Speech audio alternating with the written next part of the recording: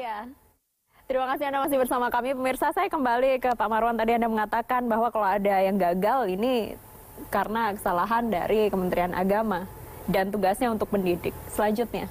Ya, mestinya kalau latar belakangnya mencurigai dengan alasan ya, maksudnya tidak pro NKRI, itu sebetulnya bukan tugas Kementerian Agama. Kita sudah punya polisi kalau itu pidana. Kita punya BNPT kalau itu memang penyimpangan. Nah, bukan tugas Kementerian Agama. Kalau alasannya kebutuhan masyarakat tentang dai, ada ormas-ormas. Itu lebih valid. Ada NU, ada Muhammadiyah, ada MUI. Itu sudah ada semua. Jadi alasan apa ini Menteri Agama? Alasannya untuk menangkal terorisme, dakwah-dakwah yang ada di masjid menurut kalau Anda? urusan terorisme itu ada BNPT. Kalau ada penyimpangan pidana, ada polisi. Kalau dia gagal menjadikan para dai pro NKRI, itu kesalahan dia. Kegagalan mencetak masyarakat kita pemahaman agamanya yang baik. Oke. Nah, itu kesalahan dia. Nah, oleh karena itu kita melihat sebetulnya ini kan tiba-tiba di Komisi 8 tidak pernah dibahas tentang ini. Loh, kok muncul tiba-tiba? Loh, ngapain nih Menteri Agama? Jangan-jangan ingin mengambil poin dalam peristiwa. Pak Marwan, kalau di Surabaya kan Wali Kota Surabaya Tri Risma hari ini mengumpulkan takmir-takmir masjid, diajak berdialog karena apapun dakwah yang ada di masjid itu takmir-takmir yang tahu isinya seperti apa, antisipasi. Sebagai kepala negara, sebagai kepala pemerintahan di kota, di provinsi dan presiden pemerintahan, ya begitu. Fungsinya kan ada di Kementerian Agama, mengajak dialog semua. Tiba-tiba dirilis. Artinya yang diperlukan sebenarnya adalah dialog. Dialog. Kalau Kementerian Agama fungsinya pembinaan, mengatur dialog antara ormas-ormas. Loh, dia tidak lakukan itu. Malah yang sudah terpapar menjadi teroris itu dilakukan oleh Kementerian Agama dalam metode deradikalisasi. Dia punya bimas Islam, dia punya kiai-kiai, dia punya pengemban, pemangku jabatan di situ yang piawai. Ya dia dekati dengan dialog. Jadi dengan ini ya, iklat dan lain sebagainya. menjadi kontroversi. Maksudnya dia itu tadi membentengi kita dari radikal, malah ini memicu perpecahan. Orang yang tadinya merasa tenang-tenang, loh kami ini tidak dianggap nih. Wah, itu semakin perlawanan. Ini ada harapan-harapan yang sesungguhnya kan dari pemerintah tentang kelompok-kelompok keagamaan ini tidak mendapat perhatian. Ya mau balik diintimidasi lagi sama Menteri Agama. Bahaya ini. Jadi mau balik kampung yang tidak masuk dalam registrasi dan rilis tadi itu kan tereliminasi secara psikologi. Kami yang mau balik yang bertahun-tahun tidak menimbulkan dampak apa sekalipun. Kita merukunkan masyarakat, kita mengurusi jenazah di sini. Kita membelajarkan bab tahara, bab ibadah, bab salat, bab saum, dan lain sebagainya. Tidak ada masalah. Jadi saya katakan janganlah membuat masalah pada saat psikologi umat Islam itu mengharu biru dengan berbagai macam posisi terpojokkan, terpinggirkan. Umat Islam itu menjadi pewarisah negara kesatuan Republik Indonesia. Saya kira tidak satupun warga negara umat Islam yang katakanlah memahami Islam sebagai jalan tengah, Islam sebagai rahmatan lil alamin, tidak akan mau mencederai negara ini. Jadi kalau ada rilis seperti itu, kata Pak Marwan tadi, itu justru menyakiti perasaan dai yang tidak masuk di dalamnya, dan juga menyakiti perasaan umat Islam. Kok tiba-tiba Kementerian Agama yang harusnya memberikan pencerahan kepada kami, malah melakukan diskualifikasi bagi panutan-panutan kami yang selama ini telah membelajarkan kami dan memberikan transfer of knowledge tentang agama kepada kami dengan baik-baik saja gitu. Banyak deradikalisasi tidak hanya tugasnya BNPT, tidak hanya tugasnya tokoh-tokoh agama yang lain, tetapi Kementerian Agama memiliki biaya negara untuk bisa melakukan itu. Karena dia punya perangkat semuanya dari pusat sampai di kecamatan sampai di kelurahan. Dia bisa melakukan itu. Saya dari Sulawesi Tengah. Kemudian di Poso itu ada Kakandep. Jadi Pak Nan Arsal itu adalah pegawai Kementerian Agama. Tapi dia tokoh di situ. Saya kira Kementerian Agama dengan kualitasnya Pak Nan Arsal yang ada di Poso, itu bisa melakukan pendekatan kepada anak-anak kita yang telah terpapar dengan doktrin-doktrin terorisme tadi. Jadi banyak sekali pekerjaan Kementerian Agama yang harus diurus. Oke, Bukan hanya mengeluarkan rilis seperti ini yang membuat umat menjadi terpecah belah. Baik, kalau dari Bang Dhanil ini walaupun alasannya untuk menangkal paham terorisme, langkah ini tidak tepat dilakukan oleh Kementerian Agama. Harusnya seperti apa konkretnya? Tadi seperti disampaikan Pak Marwan, justru ketika rilis ini dimunculkan, list ini muncul bukan justru menjadi upaya menangkal terorisme, tapi justru melakukan re-radikalisasi. Kenapa begitu? Karena muncul rasa ketidakadilan di satu sisi. Kemudian di sisi lain ada stigmatisasi, Mbak. Jadi stigmatisasi seolah-olah yang perlu diurusin dan diatur siapa-siapa yang pantas untuk ceramah atau tidak, itu cuma umat Islam. Seolah radikalisasi itu hanya permasalahan umat Islam di satu sisi. Padahal radikalisasi itu adalah permasalahan di seluruh agama di sisi lain, ya. Nah, di sisi lain juga ada masalah ketidakadilan. Nah, ketidakadilan ini yang jarang kita bahas. Termasuk upaya-upaya stigmatisasi itu kan memunculkan ketidakadilan. Itu yang kemudian re-radikalisasi yang muncul. Misalnya seharusnya yang kemudian dilakukan adalah itu tadi, Kementerian Agama misalnya sudah punya data mana dai atau mubalik yang punya kecenderungan ujaran kebencian itu sering mereka produksi.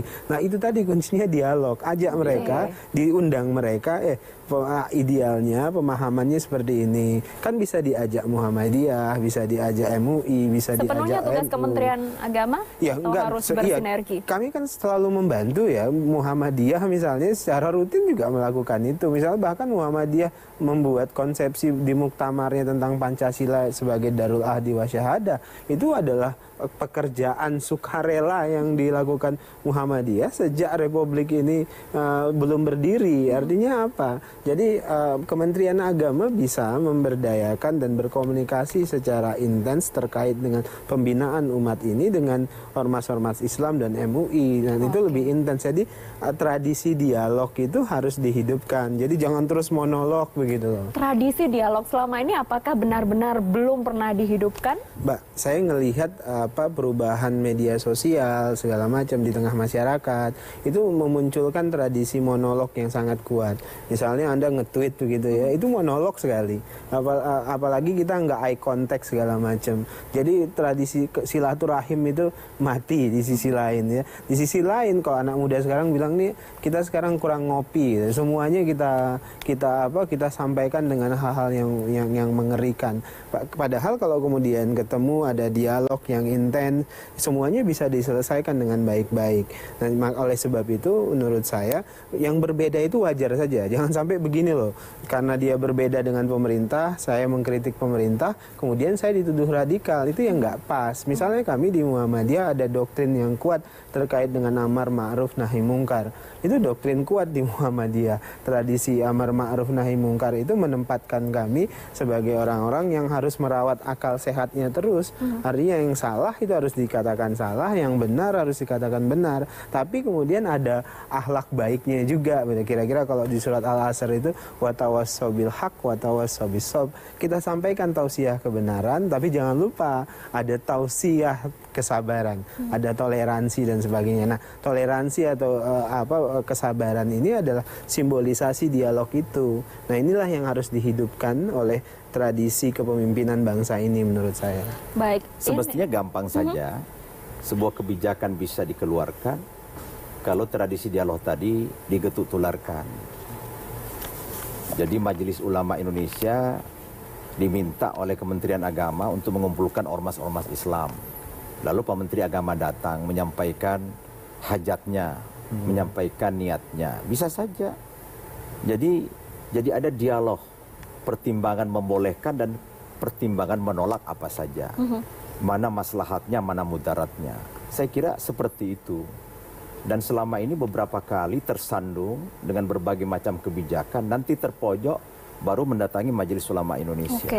Saya kira sebelum mengambil kebijakan berkonsultasi. Ini seperti yang terjadi sekarang. Ya, ada 78 organisasi masyarakat Islam berada dalam payung Majelis Ulama Indonesia sebagai forum ulama, zu'ama, dan masyayikh cendekiawan muslim dan perseorangan. Jadi kita sering jadi tukang cuci piring, Mbak. Ya. Sering kali begitu. Kalau ada masalah baru datang Ya. ke Muhammadiyah, MUI, NU. Tapi Harusnya dengan sejak berbagai awal macam gitu loh. masalah yang menerpa umat Islam, Kementerian Agama harus membantu bagaimana mengurai benang yang sudah carut marut ini, diurai satu persatu apa masalah umat Islam ini. Karena Kementerian Agama punya APBN, maka dioptimalkanlah pembinaan umat ini melalui anggaran itu. Baik, Dan ada secara Dirjen Dimas Islamnya, ada Direktur Penerangan Islamnya, dan lain sebagainya. secara Itu yang harus regulasi juga dikedepankan. harus sepengetahuan Bermitra Komisi dengan 8 tentu saja. counterpartnya, legislatif Komisi 8. Saya kira Pak Marwan bisa Jadi memberikan begini. informasi itu. Di Komisi 8 masih, kalau kita menghitung ya, menghitung apa yang dikerjakan oleh Muhammadiyah 1912, itu jauh sebelum merdeka loh. Iya. NU 1926 dan lain-lain. Ya. Jadi ormas-ormas ini jauh sebelum Republik Indonesia ada, sudah ada berkontribusi merekatkan kita Nusantara ini menjadi Indonesia. Nah sebetulnya kalau dihitung itu peran-peran organisasi ini, utang negara banyak terhadap organisasi ini. Kalau dikonversi ke gaji atau yang lain-lain ya. Oke. Lah, dalam keadaan seperti ini, pemerintah lewat Kementerian Agama membuat kebijakan. Loh ini sakit hati semua. Kalau dimaksudkan untuk meredam, ini malah memicu. Nah, apa yang harus dilakukan? Ya dialog tadi itu, manfaatkan itu ormas-ormas ini. Kalau kebutuhannya adalah untuk melayani masyarakat, bekerja samalah. Kalau ada struktur, oke, ada kementerian di pusat sampai ke kecamatan ada. Ormas juga begitu. Cukup di situ, nggak penting dibuat. Loh, bagaimana mencatat ini? Lah, nggak mungkin 200 sampai ke kecamatan, Bu, bagaimana membuat catatan? Bahkan tadi saya misalnya Pak Menteri Agama kan menyebutkan ini bukan 200 loh, mau ditambah. Nah justru nambah masalah. Nambah masalah. Coba bayangkan ya, kita sebutlah umat Islam itu cuma ada 200 juta.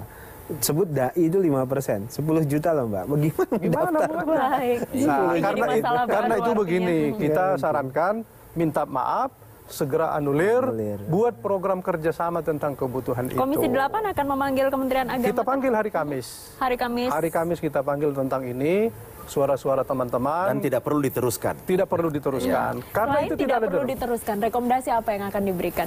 Kalau saya pribadi minta maaf dan kita sarankan ke Presiden menegur menteri ini. Karena itu menyulitkan bagi kita ini, menyulitkan tentu bagi Presiden juga. Ini menimbulkan kecurigaan, bahaya ini. Ini malah Itu saran mendistorsi Oke. elektabilitas presiden yang sudah bagus.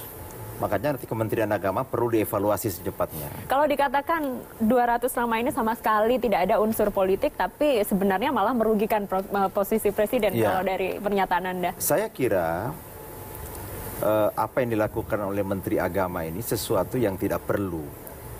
Kalau beliau cerdas, maka keuangan yang dikelola oleh beliau di Kementerian Agama dilakukan untuk melakukan penataan terhadap umat ini. Pengelolaan, tata kelola, bagaimana daya ungkit umat ini bisa menguasai literasi dengan berbagai macam literasi yang sudah sangat modern sekarang ini sebagai pengembangan wawasan. Dia memiliki itu semua, infrastrukturnya dari pusat sampai ke desa-desa. Saya kira salah satu Kementerian Agama yang masih komando sekarang, hierarkis, dan mendapatkan anggaran belanja negara itu terbanyak keberapa itu? Oke. Dari dana 20% pendidikan aja itu terbesar Kementerian Agama. Masih langsung loh. Ya dari masih pusat langsung. sampai ke desa. Dan dia tidak ada dana desentralisasi, langsung dikomando langsung. Seperti Kemendikbud masih sudah terputus. Di situ ada gubernur, ada bupati, wali kota. Kalau Kementerian Agama langsung kepada sasaran gitu. Jadi saya kira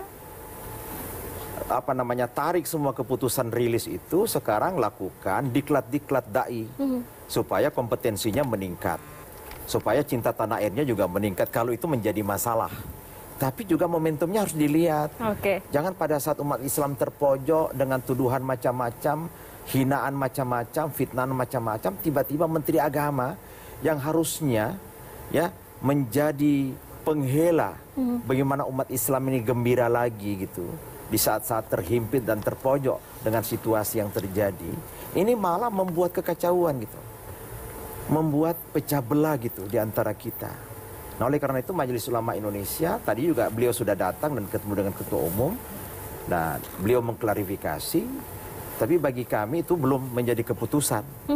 Jadi kami sebagai wakil sekjen MUI ya meminta kepada Menteri Agama untuk mencabut rilis itu, jangan diteruskan. Artinya dari Menteri Agama belum menjanjikan untuk mencabut? Ya, saya kira nanti dengan ketemu counterpartnya Komisi 8 DPR RI itu akan ditegaskan kembali oleh Pak Marwan dan kawan-kawan. Saya kira harus dicabut. Sebab ini akan menjadi unsur stigmatisasi daripada unsur keamanan. Baik. Nanti akan ada polisi. Kamu tidak boleh di sini ceramah karena namamu tidak ada. Ya kan? Nah, nanti tiba-tiba RT tidak suka secara pribadi kepada salah seorang penceramah. Lapor dia. Dia lapor. Ini tidak ada dalam SK Kementerian Menteri Agama. Apa enggak berkelahi? Apa enggak kacau? Dampaknya akan seperti ini itu luar kalau biasa. Bahaya, ini berbahaya. Kalau ada ustadz segala macam, ada jamaah yang tidak suka dia lapor sama Intel atau dia lapor sama polisi. Ini tidak ada SK-nya Menteri Agama, tidak boleh ini. Ini dicurigai nih. Ini mungkin senyum lain ini, lain senyumnya. Jadi itu bisa saja rilis itu menjadi pembenaran dan bagi kami petugas capek di lapangan. Kami tidak masuk list, capek. Tapi kan masuk list sekarang ya, kenyataannya. capek dong. Semuanya akhirnya tuduhan jadi, itu diarahkan ke kami. Dua-duanya tidak enak. Baik yang dalam list maupun di luar list. Di luar itu sama. Satu juga mendapat tuduhan orang pemerintah, mendapatkan belanja-belanja dari pemerintah, amplop segala macam. Padahal tidak. Yang padahal tidak ada. Satu pun akan dicurigai. Dan ini menjadi alat untuk mendelegitimasi ustadz dari beberapa kasus ini. Ini masjid 800.000 masjid setanah air. Belum ada musalla, belum pengajian kantoran. Belum segala macam arisan-arisan. Nanti banyak ustadz yang menganggur nanti. Baik, Bang Daniel, sedikit saja apa sih keuntungannya ketika namanya ada di daftar 200? Saya nggak ngelihat ada keuntungan gitu. Jadi seperti saya sebutkan tadi ya, sama sekali tidak ada keuntungan. Saya nyebutnya saya nggak layak. Saya nggak melihat. Malah yang masuk rilis itu menjadi bahan ejekan. Gitu. Jadi saya jadi bahan bulian loh, Pak. Jadi kemana-mana teman-teman itu, ini Bang Naja ini akan bully saya terus. Adinda gitu, nah pasti gitu. Jadi menurut saya justru kan muncul sakwa sangka itu. Jadi supaya tidak menebar dosa kemana-mana gitu ya secara agama, ada baiknya memang dianulir. Baik, kita lanjutkan perbincangan usai jeda, pemirsa tetaplah bersama kami.